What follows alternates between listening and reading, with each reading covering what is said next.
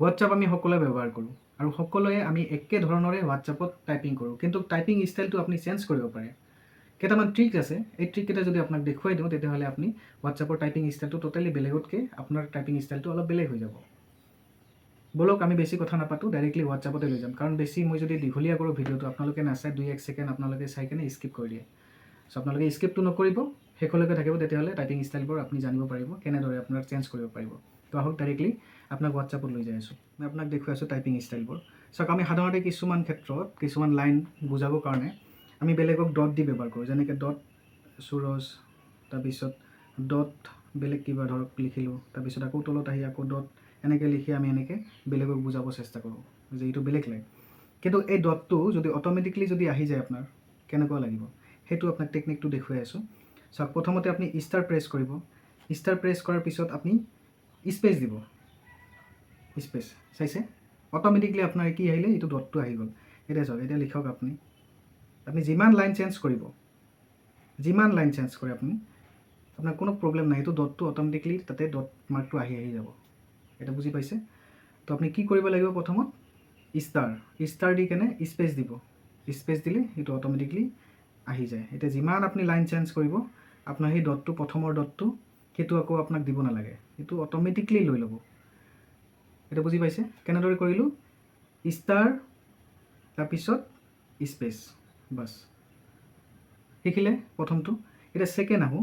Second আমি কি কৰোঁ, কাউণ্টিং ৱাইজ। এতিয়া কাউণ্টিং মানে কিছুমান আমি বস্তু যেতিয়া আমি খৰচ কৰোঁ বা কিছুমান দোকানত, গেলামাল দোকানত আমি খৰচ যেতিয়া কৰোঁ, তেতিয়া আমি কি কৰোঁ, কাউণ্টিং ৱাইজ আমি লিখি দিওঁ। 1 নম্বৰত আলু, 2 নম্বৰত আমি, তাৰপিছত 2 নম্বৰত কি লিখিম আমি, পিঁয়াজ, এনেকৈ আমি ৰেচন দোকানত আমি মানে হোৱাটছআপ কৰোঁ কেতিয়াবা যে এইখিনি বস্তু তোমালোকে পেক কৰি দিবা, তাৰপিছত। কিন্তু এই কাউণ্টিং ৱাইজটো এইটো যদি অট'মেটিকলি যদি আপোনাৰ আহি থাকে, তো কেনেকৈ আহিব সেইটো আপোনাক দেখুৱাই দিওঁ। চাওক, এতিয়া 1 প্ৰেছ কৰিব। 1 প্ৰেছ কৰাৰ পিছত আপুনি এই তলত চাওক ডট যোনটো আছে, এই ডট প্ৰেছ কৰিব, তাৰপিছত স্পেচ দিব, 1 আহি গ'ল। এতিয়া চাওক, আপুনি আলু লিখিলে, এতিয়া তলৰ লাইনত যাওক, দেখিছে 2টো অট'মেটিকলি কিন্তু আহিছে, মই কিন্তু লিখা নাই, টাইপ কৰা নাই। পিঁয়াজ দেখিছে, এতিয়া চাওক নিৰ্মা, দেখিছে। এতিয়া যি নিলিখক কিয় আপোনাৰ কাউণ্টিং ৱাইজ এইটো আহি যাব, যিমান নিলিখে কিয়, দেখিছে। শিকিলে এইটো কি কৰিব লাগিব, 1 প্ৰেছ কৰিব লাগিব, তাৰপিছত এই ডটটো, তলত ডটটো প্ৰেছ কৰি এনেকৈ কমপ্লিট।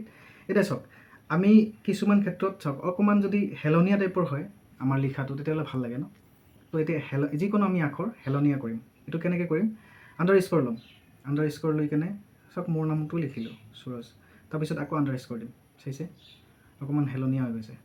এইটো বেলেগ ষ্টাইল। আপুনি যিমান, এইটো মই সৰুকৈ দেখুৱালোঁ, আপুনি যিমান ডাঙৰকৈ আপুনি নিলিখক কিয়, লিখি আপুনি যদি 2 ছাইডত 2টা আণ্ডাৰ স্ক'ৰ দিয়ে, তেতিয়াহ'লে এই যোনটো আপুনি লিখিব ৱাৰ্ডটো, সেইটো টোটেলি মানে ইটালিক আপোনাৰ ষ্টাইলত হৈ যাব, সেইটো হেলনীয়া হৈ যাব। আৰু এটা ট্ৰিক আপোনাক দেখুৱাই আছোঁ। এইটো আপোনাৰ ধৰক এই যে এইটো চেম্পলটো ল'ব, এইটো লৈ কেনে আপুনি কিবা এটা লিখিলোঁ, ধৰক মোৰ নামটোৱে লিখোঁ, এইটো লিখিলোঁ, আকৌ এইটো দিম, সেইটো ওলাই আহিলোঁ, চাওক এইটো মাজত কাটি গ'ল। কেনেকুৱা লাগিলে টাইপিং ষ্টাইলবোৰ জনাব কমেণ্টত। তো আজিলৈকে এৰিছোঁ, নেক্সট এটা ভিডিঅ'ত লগ পাম নিশ্চয় নতুন এটা টপিক লৈ। যিসকলে নতুন নতুন মোৰ ভিডিঅ'টো চাই আছে তেখেতসকলক কৈছোঁ ফ'ল' কৰিব একদম নাপাহৰিব। মই এনেধৰণৰ নতুন নতুন টিপছ আপোনালোকৰ লগত শ্বেয়াৰ কৰিম। তো আজিলৈ এৰিছোঁ, ধন্যবাদ।